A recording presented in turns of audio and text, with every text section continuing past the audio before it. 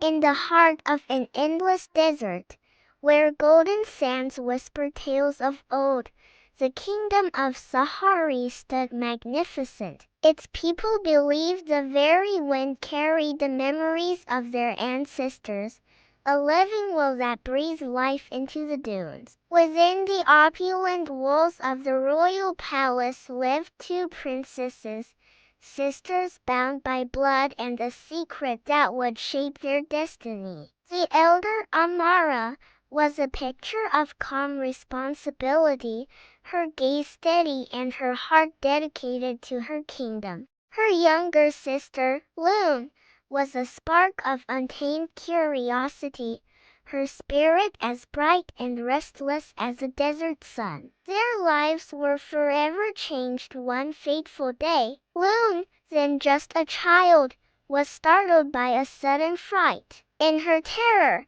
something deep within her awoke. The sky darkened, and a violent storm, a whirlwind of sand and fury, erupted from nowhere. But this was no ordinary tempest. It curved and swirled with an unnatural intelligence, forming a protective barrier around the two young princesses. The truth, as terrifying as it was undeniable, was laid bare.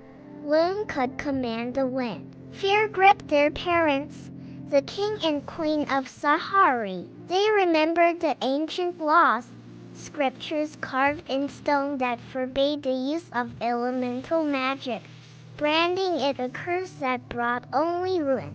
To protect their daughter and their kingdom from the old prejudices, they made a heartbreaking choice. Loon was confined to a solitary tower, hidden from the world, a secret kept locked away. She was taught to suppress her gift, to fear the power that was part of her very being. In this gilded cage, Amara was her only window to the world, her only friend and confidant. Day after day, Amara would visit, bringing stories and a steadfast promise that whispered through the tower's lonely halls.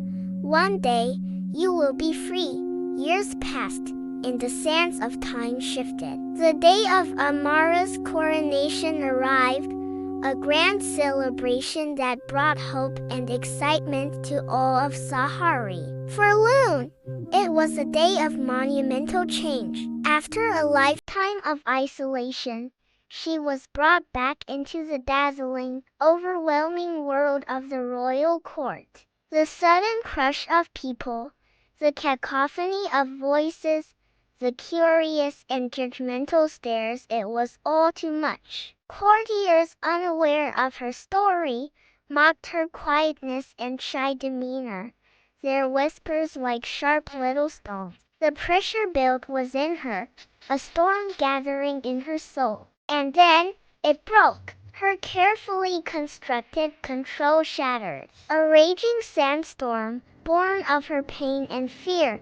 exploded from her, tearing through the grand hall. The wind howled with her anguish, revealing her terrifying secret to the entire kingdom. Gasps of shock turned to screams of terror. Seeing the fear in the eyes of her people, the very same fear she'd been taught to have for herself, Loon was consumed by panic. Without a second thought, she turned and fled, disappearing into the vast, unforgiving desert. The wind, her loyal and terrifying companion, followed her. It rose up behind her, forming an impassable wall of endless gales, sealing Sahari off from the outside world and trapping her sister and her people within. The kingdom was in chaos. The royal council urged Amara to take her rightful place, to accept the crown and lead them through this crisis. But Amara refused. Her heart ached for her lost sister. How could she rule a kingdom when the most important person in her world was lost and alone?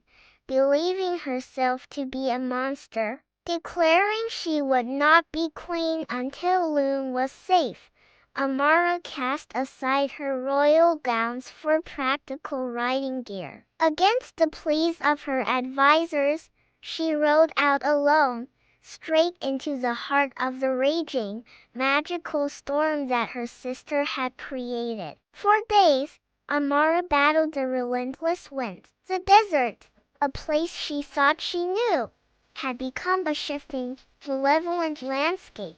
The gales tore at her, the sand scoured her skin, but she pushed onward, her love for Loon a beacon in the blinding chaos. She followed the epicenter of the storm, a pull in her heart guiding her toward her sister. Finally, through a momentary lull in the gale, she saw it, a towering structure that defied all logic, a spire not of stone or brick, but of living, swirling wind. And atop this impossible tower, a small figure stood silhouetted against the stormy sky. It was Loon! Amara urged her steed forward, the protective barrier of wind seeming to part for her just enough to allow her passage. As she reached the base of the tower, she could see her sister more clearly. Loon was exhausted, her body trembling,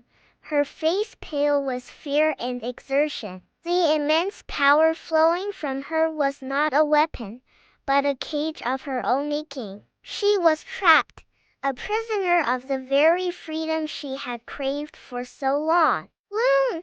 Amara called out, her voice raw but clear. At the sound of her sister's voice, Loon flinched. She looked down, her eyes wide with a mixture of hope and terror. The wind around the tower intensified, a reflection of her inner turmoil. She was afraid to let Amara near, afraid of what this untamed power might do to the only person who had ever shown her unwavering love. But Amara was resolute. She began to climb, not a physical structure, but the very currents of wind, her determination a force of nature in itself.